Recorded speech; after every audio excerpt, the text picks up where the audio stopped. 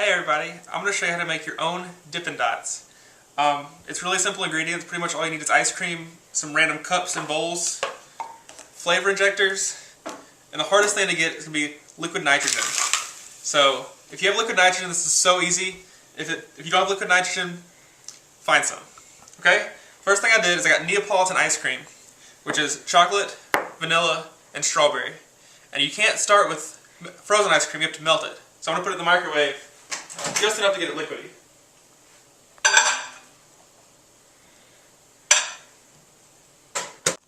Okay, I've just melted the ice cream, so it's pretty much like really thick chocolate milk. So I have my 3 ice cream flavors laid out, and what's going to happen is my assistant and I are going to fill up these 3 bowls with liquid nitrogen, which looks pretty much like smoking water. We're going to pour it in here, and then we're going to drip, using these syringes, into there, drop by drop, very slowly. Okay? So we're going to have 3 different flavors with 3 different Dippin' Dots, and we'll mix them together later.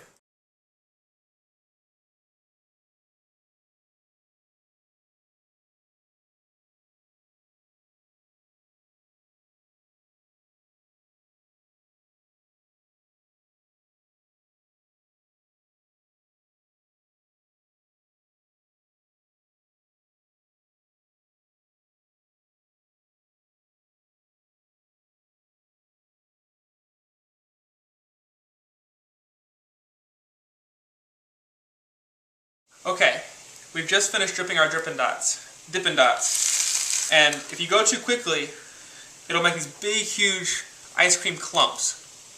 So you gotta be careful not to go too quickly. But if you go just the right speed, you'll end up with perfectly shaped Dippin' Dot beads. Now these are still extremely, extremely cold. Way, way too cold to eat. So what we have to do is we're gonna use a spoon to carefully pick them up and put them in a separate bowl. We're going to scoop them all together, and just like the real Dippin' Dots that you buy at ballparks or at theme parks, they stay separate, and you can clearly see the different flavors stuck together. You can mix them up, and you can still choose which flavor you want to eat.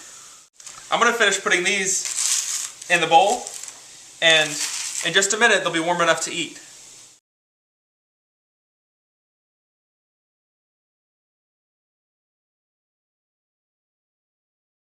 Okay, we've just moved all 3 flavors into one bowl, and as you can see, it looks just like the Dippin' Dots you buy for more like $6 a bowl, but we made ours for very, very cheap.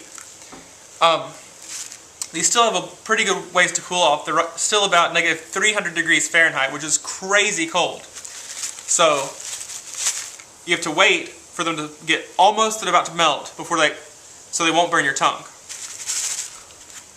You can make Dippin' Dots with almost any flavor ice cream or sorbet or even yogurt.